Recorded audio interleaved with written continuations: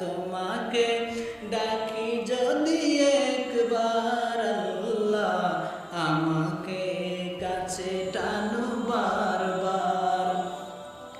যদি পথ ভুলে যাই আমাকে দিও ঠাই, যদি পথ ভুলে যাই আমাকে দিও ঠাই, দিও দিশা এইটুকু আবদার আল্লাহ, আমাকে কাছে টানো বারবার। তোমাকে ডাকি যদি একবার আল্লাহ, আমাকে কাছে টানো বারবার। বলেন সবাই, তোমাকে ডাকি যদি একবার আল্লাহ, আমাকে কাছে টানো বারবার। হে দুনিয়ার মানুষ, ইমানদাররা, আল্লাহ তাআলা এই আয়াতের মধ্যে ইমানদারদেরকে ডাক দিলেন, ইয়া আইয়ুহাল্লাযীনা আমানু আমিনু, ইমানদাররা ঈমান। এক আয়াত আমি প্রথমে বলেছি, এই প্রথম আয়াতটা হলো ইয়া আইয়ুহাল্লাযীনা আমানু আমিনু, তোমরা ঈমান আনো। দ্বিতীয় আয়াতের মধ্যে আল্লাহ বলেন, হে ঈমানদাররা, তোমরা ধৈর্য এবং নামাজের মাধ্যমে আল্লাহর কাছে সাহায্য চাও। ধৈর্য এবং নামাজ। প্রথম আয়াতে আল্লাহ বলছেন ইয়া আইয়ুহাল্লাযীনা আমানু আমিনু, ঈমানদাররা ঈমান আনো।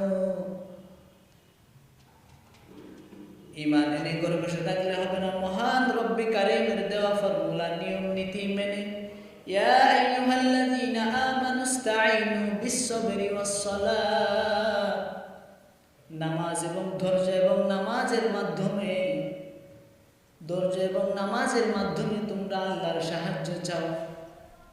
ধৈর্য এবং নামাজের মাধ্যমে কিভাবে সাহায্য চাইবো আমরা? মহান রবকে আমরা চিনেছি, প্রথমে মহান রবের পরিচয় আমরা পেয়েছি। প্রথমে মহান রবের পরিচয় আমরা পাওয়ার পর আমরা জেনেছি পৃথিবীর একমাত্র তারাই মহান রবের পবিত্রতা অর্জন করবে। রব্বানা মা খালাকতা হাযা বাতিলান সুবহানাক সুবহানাক সুবহানাকা, রব্বানা মা খালাকতা হাযা বাতিলান সুবহানাকা ফাকিনা আযাবান নার।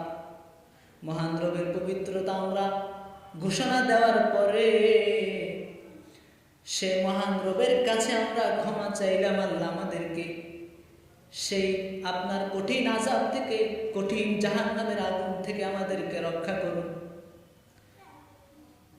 মহান রবের পরিচয় আমরা পাওয়ার পরে আমরা এটা কেন দোয়া করলাম? আমরা বুঝতে পারছি যে মহান রব্বে কারীম আমাদেরকে, আমরা যদি মহান রবের প্রতি ঈমান এনে বসে থাকি হবে না। ঈমান এনে বসে থাকলে তারপরেও জাহান্নামে যেতে হবে, কারণ ঈমান আনার পরে কিছু ফর্মুলা আল্লাহ দিয়েছেন। ধৈর্য এবং নামাজের মাধ্যমে তুমি মহান রবের সাহায্য চাও। সাহায্য চেয়ে মহান রব যে নিয়ম দিয়েছেন সেই নিয়ম অনুযায়ী তুমি এই পৃথিবীতে বিচরণ করো। সেই নিয়ম অনুযায়ী তুমি এই পৃথিবীর জমিনে তুমি চলাফেরা করো, আখিরাতের বাজার করো। এগুলো করার পর তুমি রবকে সন্তুষ্ট করে তারপরে দুনিয়া থেকে বিদায় হয়ে